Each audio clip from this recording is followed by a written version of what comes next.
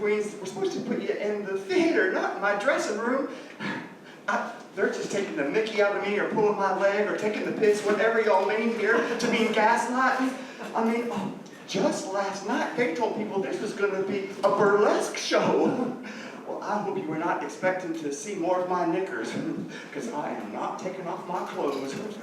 Well, it's not that I have any body shame issues or anything. It's just that, well, I have not trimmed down there in months. My bits are a bit like that sequel to the movie Jumanji, Lost in the Jungle. And nobody needs to see that. Oh. Yeah, I cannot believe it. It has been 40 years since I last performed. Where has the time gone? Well, it's not just the time that's gone. My gorgeous girly figure's long gone, too. None of those sexy little dresses fit anymore. I had to go out and buy some more age-appropriate attire to come out of retirement. Well, that's some extra strength tennis ladies as well. You see, my pelvic floor no longer promotes perfect urinary retention. So you folks sitting up close better pray that I do not sneeze. But y'all are probably wondering how a country bumpkin like myself could end up on such a, well, large and prestigious and well-paid event like the Free Fringe. I've been wondering about that myself a lot as well. And to tell you the truth, I'm not sure that I can actually go out there on that big stage and perform. I mean, what if they hate me? Or think that I'm trash? Or just some big old pervert? Oh, wait, I am a big old pervert. And I've been poor white trash my entire life. So, to tell you the truth, I don't really mind so much that I think that I'm a big old trashy pervert. But, well, I would hate it if they thought that I was a failure. I mean, especially if they let the folks back home know that I was a failure. I mean, they've been telling me my entire life I was going to amount to nothing, and, well, I'm going to prove them wrong. So, I mean, would y'all mind just sitting here and keep me company while I get ready for my big show? It would mean a lot to me if y'all just kept me company, and it would really, well, help my nerves. I've always found company to be such a comfort, really, really soothing the soul. I suppose it does depend on who the company is right enough, but, well, y'all look like lovely people, and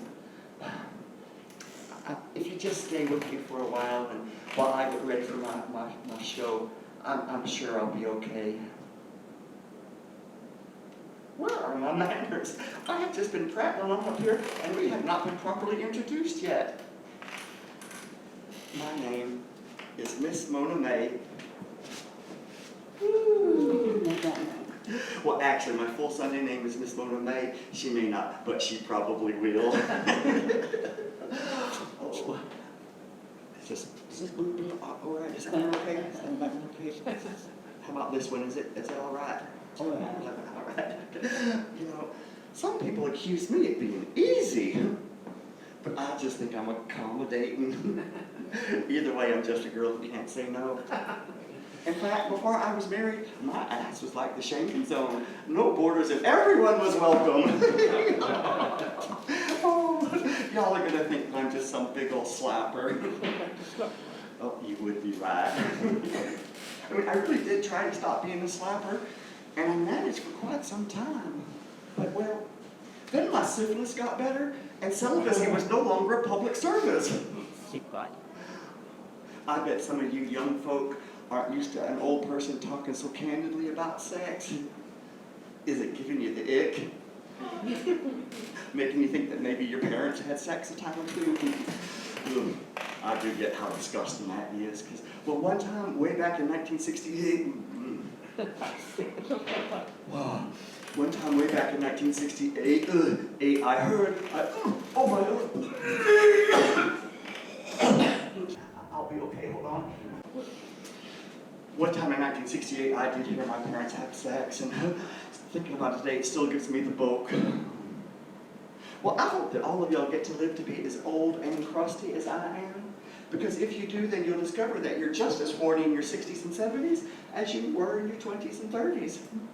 Of course, none of us are as horny as we were when we were teenagers, right? Right? I mean, who else here tried to fuck a jar of peanut butter?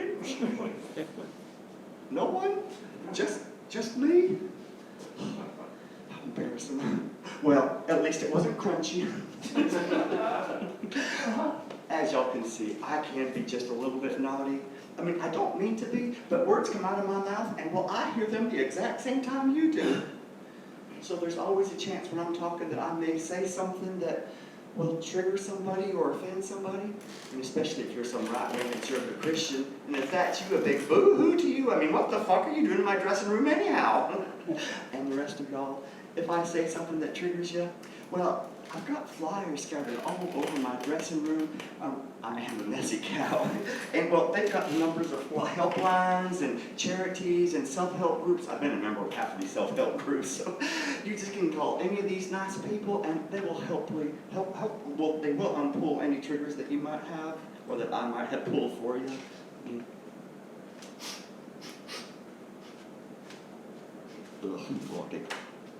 One of the superpowers that old queers like me developed as we were traveling through the hostilities of the 1970s and the 1980s was humor. We learned to laugh at and make fun of all the bad things that happened to us.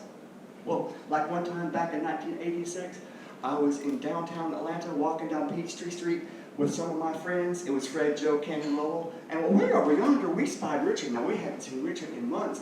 Well, he had lost weight and he was looking good, if you know what I mean. So we minced up to her just as quickly as we could, like, girl, you look amazing. What have you done?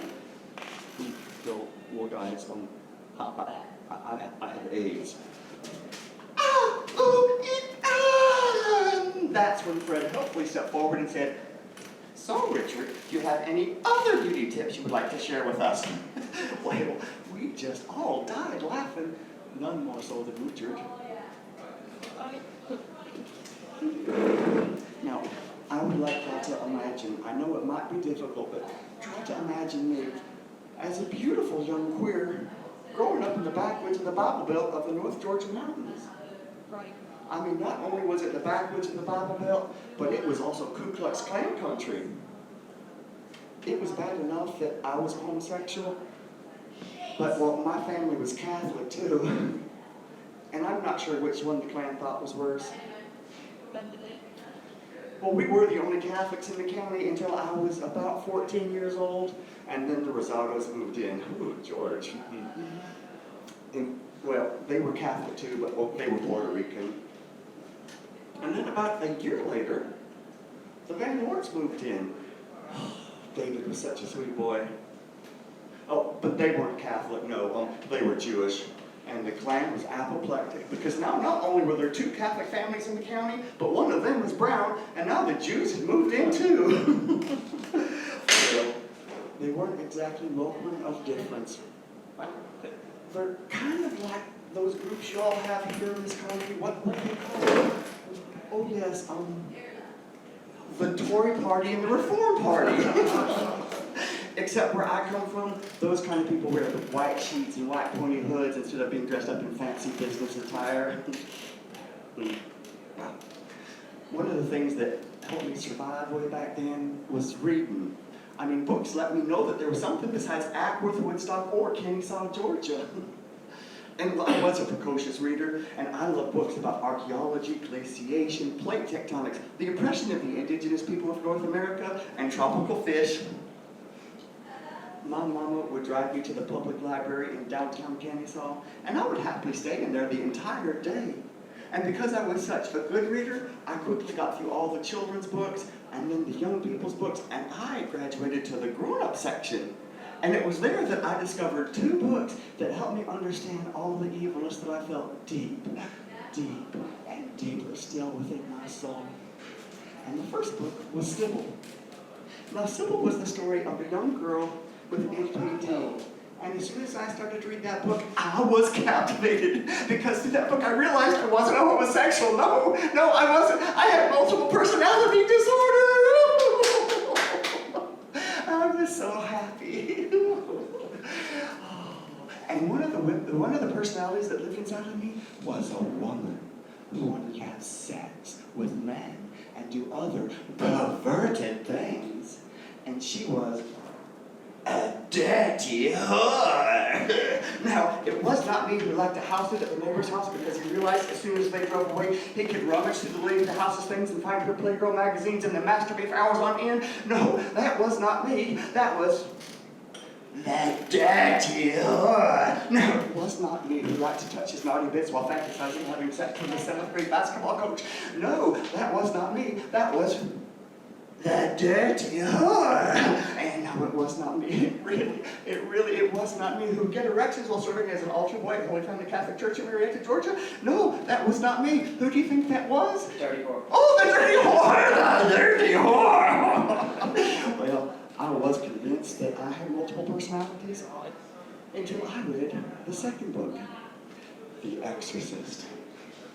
And then I realized I did not have MPD. No, I was in fact possessed by an evil spirit. And I would fight it, and fight it, and fight it. But it would win and make me do despicable things. Did you know you could use a rosary for anal beads? You just stick them up in there, and they're right in it, and pop them out. Ooh, Jesus, Mary, and Joseph. Oh, though if you're going to try this at home, I recommend you use the end with the beads and not the crucifix. Don't ask me how I know. It was Christmas Eve, 1977, and my family decided to go to midnight mass at St. Joseph's Catholic Church, 87 Lacey Street, Marietta, Georgia, zip code 30060, United States of America. Call now. We walked into that church, and there he was, larger than life, hanging up there above the altar was the sexiest Jesus you've ever seen in your life. He had bulging, veiny calf muscles and hard masculine knees and thunderous thighs with this luscious regiment that ran just right up underneath this luscious little loincloth. Like there was even a little tear in the loincloth that just invited your eyes to look up underneath that loincloth. And then above that loincloth was a 6-pack of death. Oh my Lord. I mean literally, oh my Lord. Well, he even had a little trail to treasure, you know that bit of fur that runs from your belly button to your pubes? And Jesus's pecs were so firm and taut, and these bulbous shoulders and long, hairy arms. And on top of that hair on his head, which was perfectly coiffured, just like Farrah Fawcett, which was all the style in the 70s, was a crown of thorns. Jesus looked tortured, sexy, hot. Well, that evil spirit was commanding me to look up underneath Jesus' loincloth on the way up to Holy Communion. Oh, please, God, keep me strong. I don't want to look up underneath your son's loincloth and see his bits. Behind me, evil spirit, I rebuke you, Satan. Be strong. Fight it. I'm not a dirty whore. Oh, please, God, keep me safe. I'm not going to do this. I'm not going to look up underneath your son's loincloth. Fight it. Oh, I feel weak. No, do it. Oh, no, you'll. Excuse me, Father, what did you say? Receive the body of Christ. The body of Christ. Oh, the body of Christ. Oh, sexy S&M Jesus. Oh, I am a dirty whore. I am a dirty. Oh, fuck. I got lost in the memory. Oh, please forget everything you've just seen. Gouge your eyes out. You have to do a Vulcan mind. Well, I just offer. Oh, I feel so evil. So I've got holy water. I need some holy water. I feel so evil. Yes. It's holy water. No, I still feel evil. No, that's not enough at all.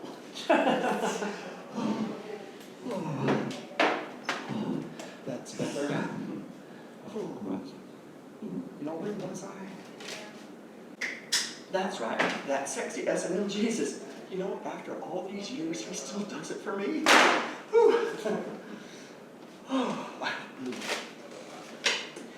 You know, as an old queer, I often get asked when I first came out. You know, like that's a one-time event. But if I'm really honest about it, I think it really started when I was about 14. Well, you know that evil spirit that you just witnessed there? Well, it had me go to tea rooms. I think y'all call them cottages here. Well, they're public bathrooms where closeted men go to have sex with other closeted men, typically through a glory hole. Oh, you know, from this angle, some of y'all look familiar. Oh, hi there, good to see you again. Oh, hey there, how's Mom and them? Oh, well, you don't look familiar, but you do look like you've done your way through a glory hole. I'm just teasing. I've never done that on the European continental shelf. Now, I know you may not believe me, but I can promise the rest of y'all that sex through a glory hole does not constitute making love. The sad thing about that period of my life is, well, that's what I thought it was to be a homosexual, and that I was forever doomed, well, destined really, to only get to have sex and sexual intimacy in a public bathroom. Homophobia has a lot to answer for. But well, then when I was 16, I had an experience that forever changed my life. Well, I had sex in a bed for the very first time. Well, and I didn't know you could do that laying down. Well, that wasn't the first time I made love. No, that happened years later. You see, that first time it was just so damaging and wrong on so many different levels. You see, it was with Ray Horan, this cisgendered, heterosexual parish priest. Now, it went on for quite some time, and after a while, I thought that I loved him. And, well, then I realized that wasn't love. That was the Stockholm Syndrome. Well, eventually the bishop found out, and Ray got whisked off to treatment, and I got flung out of the parish house and made homeless and basically slept under the carpet, but not before my closet was blown wide open. Wide open, yeah. I had to feel so bad for my parents back then, because not only did they find out that their favorite child was gay, but he was sleeping with their favorite priest as well. And I wondered why they weren't supportive. Oh. Well, you know, I do realize now that it is a parent's responsibility to love their child unconditionally. You know, it's just their job to love them unconditionally. But I think sometimes us queers, we need to give our parents a little bit of a slack, you know, give them a chance to get their head around being queer, us being queer, because, well, you know, it took us a while as well. And, well, parents, I think you can cut yourself a bit of slack, too, and just keep right on loving your child, just loving on them hard and accepting them for who they are unconditionally. Oh, and get yourself educated. Or you could be like my baby sister. I mean, she's been praying for a gay son for 25 years. Oh. Well, when her first child was 9 months old, she put him in the back seat of the car, in the car seat, of course, because that was the law, and turned on the radio, and, well, Cher came on the radio, and my little 9-month-old nephew was going crazy. I believe in life after law. He was loving himself some Cher, and my baby sister was ka-ching. I met Pater at my very first attempt at procreation. Well, when my nephew was about 18, he did come out to my sister, and he was so sweet about it. He really was. He was like, "Oh, no, I've got something to tell you. I'm really sorry, Mama, but, I like girls, I'm straight. Oh, Mama, don't cry. Mama, please don't cry. It'll be okay. You've got 3 more boys. One of them is bound to be straight. Oh, Mama, oh." I know. She has gone into the deepest, darkest despair each time one of those boys comes out as straight. But she's got one more chance. But, well, I don't see that on the cards either. He seems pretty straight to me. So, well, I've been saving up all my antidepressants, well, to help her through her last motherly disappointment.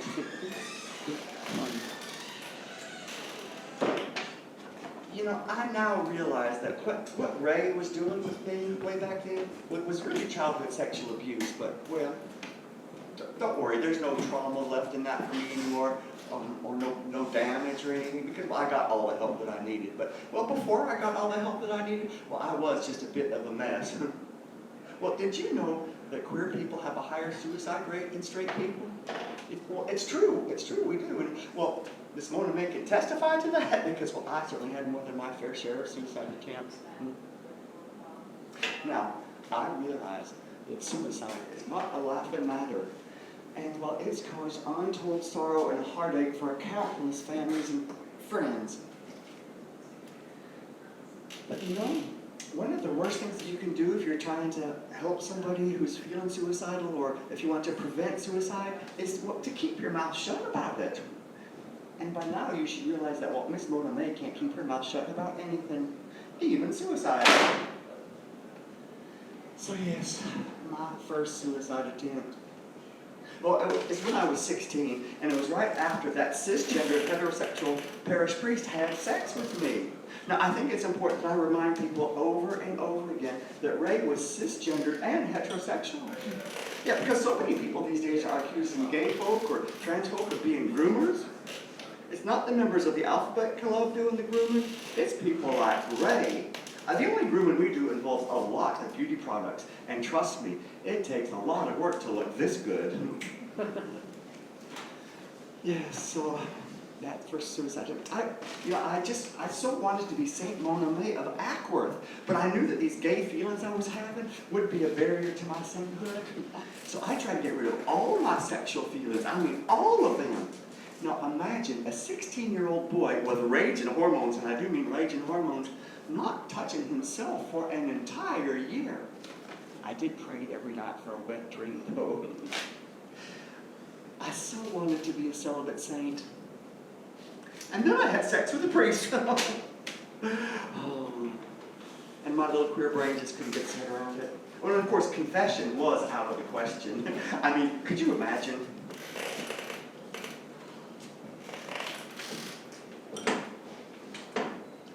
Forgive me, Father, for I have sinned with you. It just wouldn't work now with it. So, suicide was the only answer to this addle brain. But I did have a series of outrageous, and I do mean outrageous, suicide attempts from that 16-year-old boy till just before I was 21. And some of them were totally outrageous. I mean, even in my darkest hour, I could be a bit of a drama queen. I know it's hard to believe that I could be a drama queen, but yes, I was. Well, like this one time, I tried to kill myself because of that crazy priest, and well, I put on this nice red and white striped nightshirt. There were pajamas that Ray gave me, and I had it all worked out. I thought, well, he is going to find me dead in the morning wearing the pajamas he gave me. That will show him.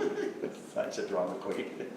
Oh, yeah, so I took about 100 sleeping pills and about 100 pain pills. And, well, then I put on the saddest, most appropriate, what I thought was the most appropriate 45 record I had. On repeat, of course. Lies by the Thompson Twins. You told me you loved me. Now I don't understand. While promises were broken and words were made to bend. Lies, lies, lies, yeah. Boop, boop, boop. Lies, lies, lies. Well, then I lit this nice liturgical candle, took all those pills, and then I wrapped my rosary beads around my hands. Of course, I washed them first, because you never know what rosary beads might have been. And I laid myself down to die. Oh, Lord, I do not want to die. 9, 2, 6, 5, 9, 7, 1. Hello? Is this the University Health Center? Oh, thank God. I just tried to kill myself, and, well, I don't want to die anymore. About 100 sleeping pills and 100 pain pills? Why no, I don't have insurance. You mean because I don't have insurance you won't send the ambulance? Okay. Well, yes, I do have a car. Right. So even though I just told you I took all them sleeping pills, you want me to drive myself to the hospital? right, okay. Well, see you soon, hopefully. That's healthcare in the United States of America. And to think they want to bring that shit here. You know, I get pretty good at most things I put my mind to across my life. But well, thank fuck I never got good at suicide. Well, despite all the practice. Well, because if I had gotten good at suicide, I never would have found out that life was going to be worth living. And I was going to get to do so many amazing things and meet so many incredible people. Well, like you lovely people. You know, the sad thing is that all of that suicide behavior was really just brought about because of, well, sexual repression and homophobia. Well, when I wasn't trying to be you know, that Saint Mona May, not trying to be a saint or having sex with that disgusting priest, I did try to date girls and be straight. But, well, that didn't go so well now, did it? I mean, twice I was dating girls that were gagging for it. I mean, they like proper wanted sex. And all I could think of to do was to ask them, you want some iced tea? Well, and the other girls I dated back then, most of them turned out to be lesbian. Well, like years later, I was at Backstreet, which was Atlanta's premier gay disco at the time. And all of a sudden, I was like, oh, Rhonda, you're a lesbian? You're gay. Lesbian, gay. Lesbian, gay. Well, I do not know why we were surprised that we were playing for the same team, because there were certainly enough signs and symptoms when we were going out with each other. Like this one time, we went to go see Saturday Night Fever at the cinema on a triple date. And well, after the movie, the guy who had the car said, let's go parking. And the other straight couple were like, yeah, let's go. Whoa. And Rhonda and I were like, if you want to. Well, we get to this nice secluded spot, and the guy who had the car is one of those old-fashioned kind, you know, the kind that had the bench seat up front. Well, him and his girlfriend were like full-on starkers naked, having like full-on lay-down proper sex, banging in the front seat. The other straight couple were like kissing and heavy petting and really getting into it, and then they decided they were going to masturbate each other. And well, Jake knew he was supposed to find some magic spot, so he starts digging for it. It looked like he was digging for potatoes to me, and it looked dangerous. And Ron and I are both we were so upset and nervous. Needless to say, Rhonda and I did not have sex with each other that night, or ever. At some point, I just decided, well, I didn't decide, I realized I was just gay. And I wanted to have proper gay sex for the first time, but, well, I didn't know how to have it or where you would learn to have proper gay sex. So I thought to myself, I know what I'll do. I'll go to a gay bathhouse, and there I'll learn to have proper gay sex. I do not know what I was expecting, like there was going to be some sort of gay sex curriculum at the bathhouse. You know, maybe GS 101, Introduction to Gay Sex, or GS 102, The Joys of Mutual Masturbation, GS 103, The Ins and Outs of Anal Sex, or the capstone course, How to Be Versatile, A Postmodern Approach. Well, what really happened was I was scared to death when I was driving and got up to, and I thought, I'm going to do something so sinful, and I was so nervous, or there's going to be a mass murderer in there, but I still drove up to that bathhouse and went inside, and it cost $20 for a membership card. And well, I was a poor university student, and $20 was a lot of money back then. But I handed over my $20 bill, and I got a membership card, a key to a locker, and a towel, and they buzzed me through. And I went running back to my locker, and I quickly changed my clothes just as fast as I could, and put that in the locker, and then put my towel around me, because I didn't want anybody to see my bits. But my bits had a mind of their own, kept building their own little circus tent, right? And I was wandering around that bathhouse, those corridors for hours, too afraid to do anything. And then finally, I said to myself, now self, you've come here to learn to have proper gay sex. So the next door that you come to that's open, and there's somebody that's in there that's not totally disgusting, you're just going to go in there and have proper gay sex for the first time. So I picked myself up and walked down the corridor and turned the corner, and there was an open door. And there was a man laying on his stomach with his head over his shoulder. And well, he wasn't disgusting at all. He had a nice face and a lovely little bum just sitting up there, and he smiled at me. So I stepped into the room. And over here, there was this little bench, and it had some things on it. So I picked up the first thing and said, what's this?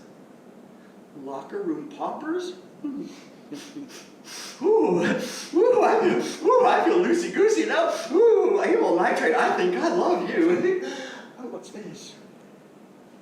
Astroglide, sensual lubrication for hot man-on-man action. What'd you like to do? Oh, sweetie, guess. Well, this is my first time. Oh, we can tell it's your first time, sweetie. It's easy. You just grease yourself up and stick it in. Grease myself up. Wait, lubrication? That must be the grease. Okay.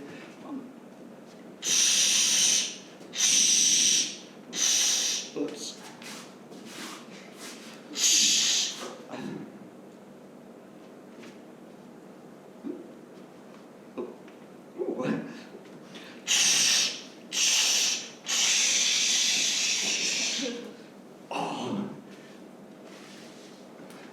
Me all greased up, and now the sticking in part. Well, where does it go? Let's see. Oh, so slippery. All right.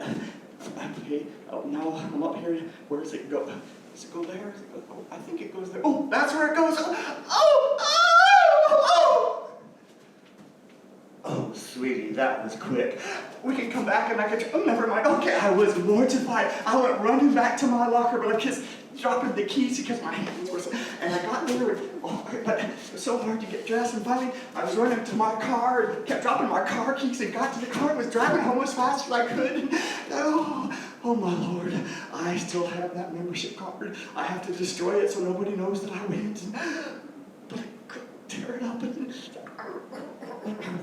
threw it out the car window, mile marker by mile marker, and then I swore to myself. So you are never going back to that gay bathhouse. You are never going. But that swear did not last very long, because the very next week I was back there handing over another $20 bill for another membership card, only to get racked with guilt and to tear it up on the way home. I did that 5 or 6 times before it finally dawned on me that, well, you don't need that much lubrication. I wish somebody would have told me back then that it was okay to be queer and well, how to date and have relationships and that sort of thing. It would have saved me from only getting to have dark corner, clandestine, impersonal sex. I mean, who knew you could get to know somebody before you had sex with them? You see, old queers of my age, we didn't get to learn how to have relationships and date at the same time as our straight friends did. I mean, this was in the 1970s, in the first decade post-Stonewall, and at the very beginning of the gay rights movement. So there was really nothing in the media, no real role models, so that made it difficult. Well, there was a little bit in the media about gay men, but even less about lesbians, and even less than that about trans people, and the rest of the queer community, invisible, totally invisible. What little there was in the media about gay men was horrible. I mean, you would not believe the terrible things that they said about us back then, or what they accused us of being or doing. Well, except it's the exact same things they're saying about trans people these days, so maybe you would believe just how horrible it was back then. Things began to change a little bit, though, in terms of being in the media and the news and stuff, when Harvey Milk was assassinated, because, well, that made the national news, but not the local Georgia news. Now, some of y'all may not know who Harvey Milk was, but he was one of the first publicly elected gay officials, and, well, he fought tirelessly for gay rights. But not just for gay rights, he fought for the rights of poor people in the working class as well. He was intersectional before we even had that word. Well, when Dan White, the guy who killed him, when he went to trial, that made even more news. It was a bit of a media circus back then. Did you know he was found not guilty of murder because of diminished capacity, what with his depression from eating too many sugary foods like Hostess Twinkies? It's true. That's what the press called it, the Twinkie defense. And that message really hit home. It did. That it was okay to kill queers as long as you ate food with lots of emeals in them first. It wasn't until my first grown-up relationship that I finally got to be okay with my sexual orientation and began to really explore different types of sexual activity. And it was amazing, just amazing. I mean, we were together for about 3 years, but then he dumped me. Oh, I was devastated. I was devastated. But it wasn't all bad, because that's when I first discovered that grief is an amazing weight loss plan. I'd lost all this weight and I was looking really, really good. And then I finally decided, well, it was time for my first post-breakup sex. And I was walking through the streets of Atlanta, and there was my fantasy man. I mean, I had seen him around town for years, but never had the courage to go up to him. And there he was again that day, and he was everything I ever wanted in a man. I mean, he was my fantasy man. So I worked up the courage, and I went up to him, and I started talking, and, well, he wanted to shag me. So I said, okay, back to mine, we went, and got right to it. And then he started saying over and over again, take this big cock, Sarah Jane Louise. Sarah Jane Louise, I know you like this big cock. Who's your daddy, Sarah Jane Louise? Like, hello, I'm not Sarah Jane Louise. Shut the fuck up and take this big cock, you dirty whore, Sarah Jane Louise. So I pushed him off and said, you can go now. Now, I don't mind a bit of role play in the bedroom, but I draw the line at a triple barrel name. I mean, for fuck's sake, Sarah Jane Louise. Oh, it was humiliating, and the sex was horrible. But you know, the worst part is it was a ruined fantasy, a perfectly good fantasy ruined. And well, that's when I decided that most fantasies need to stay in fantasy land. So as you can see, sex for me at times across my life has been a bit complicated and strange and full of mishaps, and yeah. But you know, it's also been fucking hysterical when I think back on it as well. And well, I know I'm not the only one who's had lots of bad sex or lots of complicated sex. I mean, well, you've got bad sex written all over you.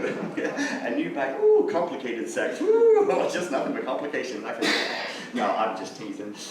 I do think that our culture places too much emphasis on sex and what good sex is and what it should be, like what you're supposed to, how you're supposed to have it, who you're supposed to have it with, the kind of equipment you're supposed to have, and you know, well, and the porn industry doesn't really help that much.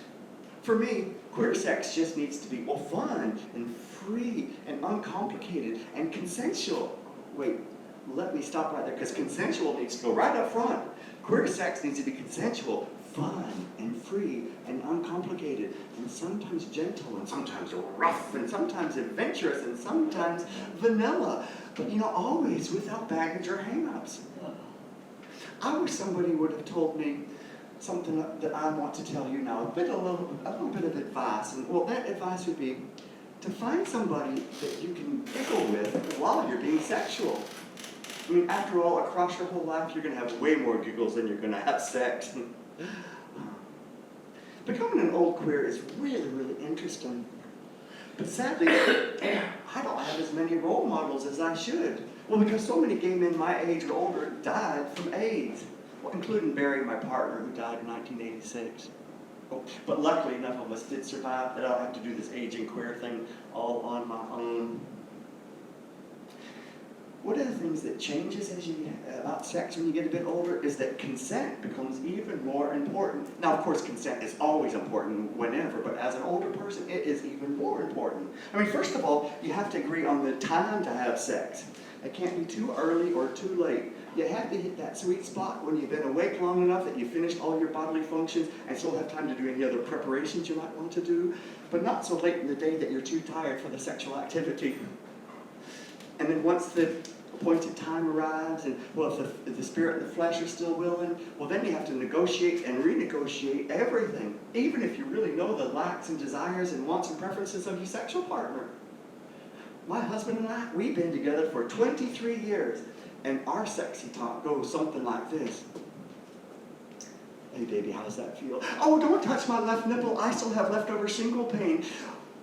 Can I touch you there? Oh, please don't touch me there. I put on my arthritis cream this morning, and you remember how badly that burned the last time we got it on our nether regions. How does this position feel, baby? Oh, you haven't done this position before. This feels amazing. Oh, baby, that is lovely. Keep doing that. Oh, yes. Oh, baby, keep going. Oh, ow, cramp. Get off. Well, by the time you get untangled and work the cramp out and then find another position that's not going to start the cramp up again, well, all that exertion is exhausting. And so then the sexy talk turns to something like this. Oh, baby, I'm out of puff. Do you mind if we take a little break before we finish? Do you fancy a cup of tea? Oh, fuck, I mean, who knew that the tannins in Tetley's tea would be totally tantric? But it's true. Oh. Well, it's not just the physical changes you have to get used to as an old queer. You know, we can become invisible. We can. Well, old people in general are not thought to be sexual beings, so older queers, their sexuality can be erased, you know, become invisible. Now, I know this is going to sound weird, but I do miss the days when I could rinse down the street and somebody would shout, "Hey, faggot, who, me?" Because at least then I knew I was seen for who I was. The LGBTQ community is so focused on young people, and don't get me wrong, that is exactly how it's supposed to be. Young people need all the love and the support that they can get. But sometimes those spaces don't feel welcoming to us old queers, and we can get erased in our own community. And we just can't let that happen. We just can't let that happen. Because we all need to stick together, especially these days. You know, there's so much hate going on towards the LGBT community right now, but us old queers, we've heard that all before, back when they were trying to kill us off. And that's why I know that if we all stick together, that we can fight this pushback that we're getting, the pushback on this stuff that they're doing with us, and, well, you know, that we can actually weather this moral panic storm that we're facing. Yeah, we can if we stick together. And that is why, well, Miss Monet decided to come out of retirement. Because she wanted to be able to stand here with people and proudly proclaim, we're here, we're queer, and we're old as fuck. We're here, we're queer, and we're old as fuck. People say it with me, we're here, we're queer, and we're old as fuck. We're here, we're queer, and we're old as fuck. We're 10 here. minutes to showtime. Monet, come on, you get your ass in here, girl. 10 minutes to showtime. Have we been talking all this time? Oh my, I feel so much better. I knew y'all would be lovely company, and I think I'm actually going to be able to go out there and do that show. You people, I just have to finish getting dressed and get ready for my show. Oh, it's 10 minutes, that will go by quickly. You have been just such a lovely audience. I mean, well, you're not really an audience. You're in my dressing room, for fuck's sake, but it's been lovely company. You know, when you're an old person, balance is hard. Oh, there, get my shoes on. Oh, there, my wig, and then I just have to fix my makeup. Oh, fuck. It's going to take way more than 10 minutes to fix this mess. Oh, well, it's what's on the inside that counts anyhow. I'm going to go do my show. Thank y'all so much.